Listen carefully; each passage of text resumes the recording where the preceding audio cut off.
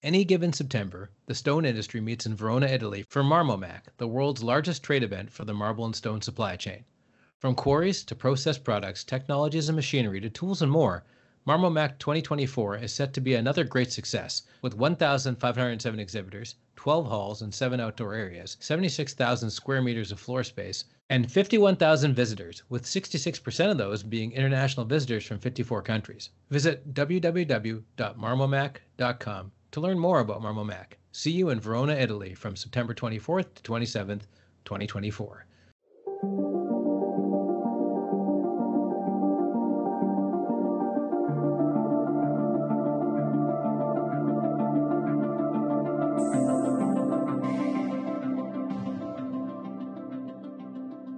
Hello, everybody. Welcome to the Construction Record Podcast. I'm digital media editor Warren Frey, and with me today I have Chris Atchison, president of the BC Construction Association. And Jeannine Martin, president of the Vancouver Regional Construction Association. And unlike Zoom calls, I actually have you in person in front of me this time. And the reason for that is John Rustad, leader of the BC Conservatives, just talked to an audience of construction people about the various issues he's going to tackle with an election 2 months away.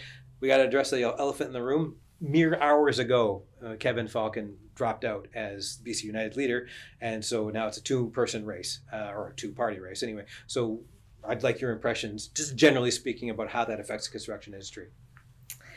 Oh, gosh. So as you know, this is the third in our Constructive Conversations series, and we did have the pleasure of speaking with Eby and Falcon just a couple of months ago about construction. So it's an interesting turn of events for sure. We have enjoyed hearing from the candidates. Of course, I think David Eby has less, Rustad has more to commit to for us, seemed more open to many of the things that we brought up. But of course, the proof would be in the pudding once he got into office. But it's been I don't even know. It's such an interesting turn of events today. Yeah, and it literally just, as of recording, just happened more or less. So, Chris, what are your thoughts on that? Yeah, it was an unprecedented day from a provincial electoral perspective to, know that this day was coming for the VRCA to be hosting the Constructive Conversations with John Rustad as part of this series. And just anticipating that it might be similar to previous ones. But the day took on a whole new dynamic. Yeah. As I was lining up to take the ferry over here and got word that this announcement was coming, and then within a few short hours, the political landscape for British Columbia has changed heading into this election. So I think it was a very special day for British Columbia. A very timely and coincidental day for it to be culminated with this opportunity to kind of meet with John Rustad, who is now in a position of neck and neck, really, and really owning one side of the political landscape. And it raises the stakes quite a bit for everybody involved, and it gets the interest of all British Columbians, and I think we're just, we're in for a really exceptional run-up to this election. And you guys have been pretty consistent in the questions you've asked, no matter what background the party is. So prompt payment would be the big one, and there was certainly a lot of talk at this particular event. But you could go into your prompt payment asks, in case people don't know already, and then what you see going forward in the next month and a half. I should preamble by saying nobody's actually committed to doing anything before the election at all. Yeah, no, I think it's been important to make sure that every candidate has the same opportunities, every candidate has the same introduction, and a lot of similar line of questioning. And I think the role that I'm asked to play is to set the stage. Like, how many people are we talking about? The importance of construction to the provincial economy. Being 10% of our GDP, representing 250,000 voters, not to mention their families and friends who might also be influenced by them. It's a considerable block, and we have questions and we have needs. And at top of the list of those needs is to fulfill a promise of prompt payment legislation. And it's not been as much of a promise as it is common sense legislation that exists in other jurisdictions in Canada that needs to come to British Columbia to ensure that the economy stays healthy, that the employers who help build this province stay healthy, and that the workforce that they employ stays in British Columbia and wants to commit to projects in British Columbia. Everything will get better for this industry when we have a better regime of payment certainty, adjudication, and lien reform. And Jeannine, you've asked of, I presume, each candidate, a Minister of Construction or something similar to that. So maybe you could elaborate on that and what your latest progress is, because you guys have made a little bit of progress on this front. Yes. Unilaterally. Well, yes. Well, as Chris is back in 2019, Chris and BCCA brought up the need for a Minister of Construction and the Built Environment. And recently it's raised its head again. One of our members actually brought it up to me. And I thought this is such a good idea. And it's a good launching point for a dialogue with these candidates. We definitely, of course, when you look at the issues that are so foundational for our community here in British Columbia, the labor crisis, the housing shortage, immigration, all of these things touch construction, a huge part of the economy, 10% or more of GDP. Would make sense for someone to look over this in a holistic way and not have these ministries separated in a way that when you move one forward, so immigration may be moving forward. Are we getting the right people in the right spots? Are we getting the credential recognition for the jobs that we need the most? On the housing side, are we building housing that people can actually afford? Are we asking municipalities to build housing or to plan for housing they actually have the resources and staff to do?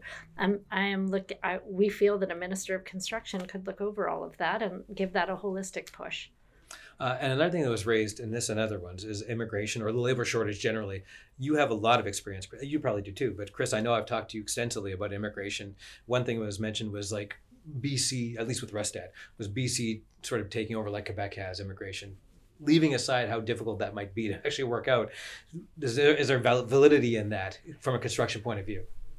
Yeah, absolutely. I think that right now, with our experience with the federal government and their handling of immigration, it's very difficult to create the influence and the change that a labor market that's as important to the country as British Columbia is, to have a certain amount of autonomy over how to influence the federal government and have that autonomy within British Columbia to control an aspect of immigration. Some of that is currently done through the provincial nominee program. That's an element of it. But I think he was alluding to more control, more focus on what our labor market is doing, what our labor market needs are, where we are looking for the talent that fits those labor markets, and breaking down some of those barriers to access, to entry, to credential recognition before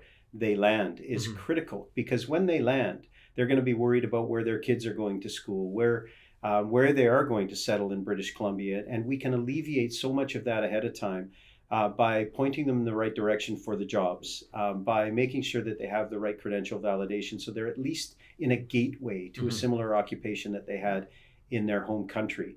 And and I think the other piece of this that is so critical is that we're not going to be able to solve the labor shortage strictly with graduates in British Columbia or even net in-migration from other provinces. We already know we're losing people to other provinces. So immigration innovation is actually where we need to be better. And one other last point on immigration, and the current system is really heavily disengages the small and medium employers who largely make up the construction industry. For them to commit to assist an individual from overseas to come to this country, even with the right validation, with the right credentials and paperwork and permanent residency access, that's a lot of money, and it's a lot of bureaucracy for an individual to navigate, for an individual small company to navigate.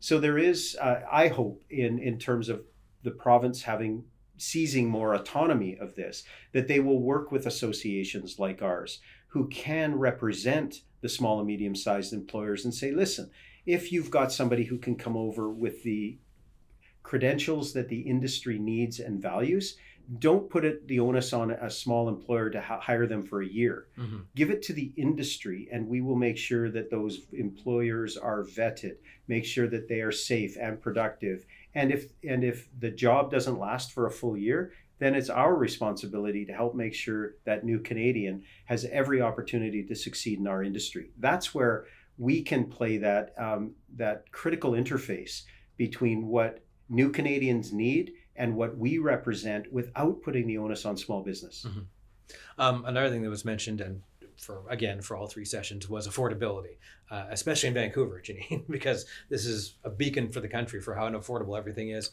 Right. When you say affordability, it means everything, but it really means housing. So maybe you could speak to what the different candidates said and how you think practical those solutions would be to address affordability, which everybody, of course, is doing. And Chris, correct me when I lie here. I don't remember any of the candidates actually giving a great answer on affordability. Okay.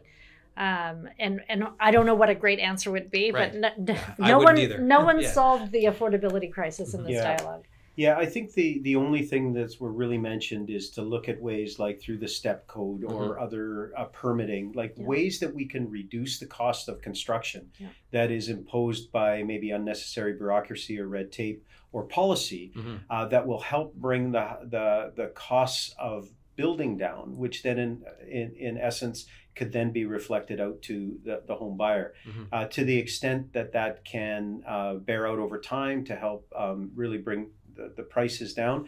That was about as close that we got to an answer. Is they've got to look for ways to make things reasonable and affordable on the building side so that people can afford to buy what's being built. And I think there was, Will Paga brought up today about, prompt payment being a way closer, not necessarily directly about housing, but bringing that us closer to affordability or the ability to de-risk and do these jobs more efficiently.